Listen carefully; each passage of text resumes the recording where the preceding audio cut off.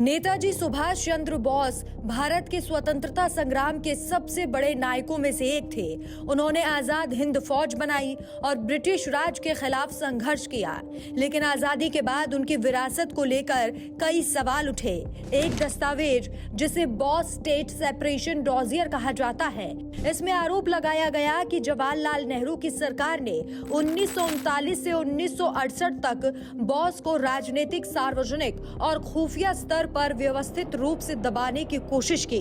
यह आरोप डिस्क्लासिफाइड फाइलों जो कि 2015 से 2016 में जारी हुई, इन पर आधारित है। आइए इसे 4 मुख्य हिस्सों में समझते हैं।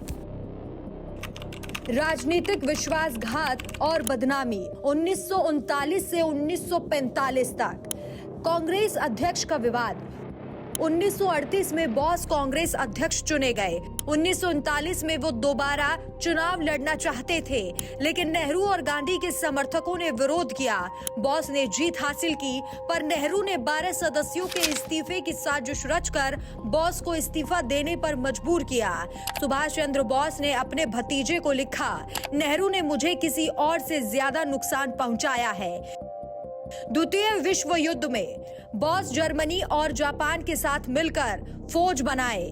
नेहरू ने बॉस को गुलाम मानसिकता वाला कहा और INA सैनिकों को गुमराह बताया। नेहरू ने कहा कि अगर बॉस जापान के साथ भारत आए तो वे उनसे भी लड़ेंगे। ये कदम बॉस की लोकप्रियता को कम करने के लिए थे, क्योंकि नेहरू को डर था कि बॉस उनकी सत्ता के लिए खतरा बन सकते हैं। आजादी की विरासत को मिटाना 1947 से 1964। नेहरू सरकार ने बॉस की याद को बढ़ावा नहीं दिया। लाल किला स्मारक। 1962 में INA दिग्गज ने लाल किले में स्मारक मांगा, नेहरू ने ठुकरा दिया। संसद में चित्र। नेहरू के 17 साल कार्यकाल में संसद में बॉस का चित्र नहीं लगा। यह 1978 में पहली बार लगा।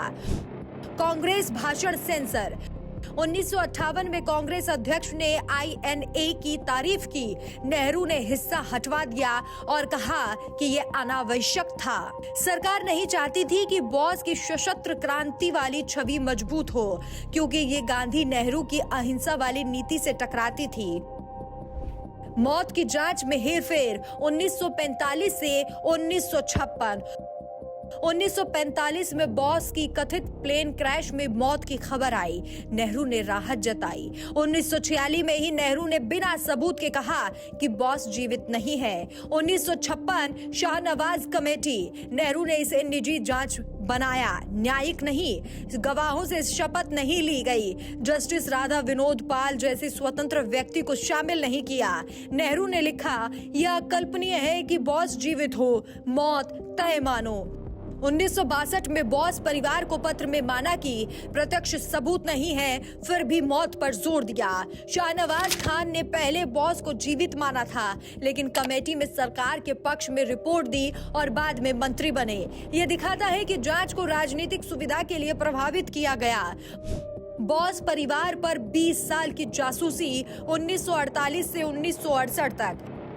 इंटेलिजेंस ब्यूरो IB ने बॉस परिवार, कोलकाता के एलिगन रोड और वुडबर्न पार्क घर को शत्रु तत्व की तरह निगरानी में रखा। नेहरू के 16 साल में पत्र रोके जाते थे, गतिविधियां ट्रैक की जाती थी, बैठकों की रिकॉर्डिंग होती थी।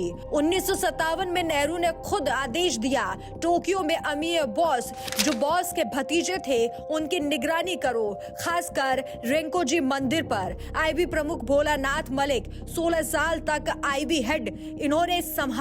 यह आदेश सालाना नवीनीकृत होता रहा। परिवार के साथ आतंकवादी परिवार जैसा व्यवहार किया गया। डॉजियर और डिस्क्वालिफाइड फाइलों जैसे कि IB रिपोर्ट्स, PMO फाइल्स के अनुसार नेहरू बॉस को राजनीतिक कॉम्पिटिटर मानते थे।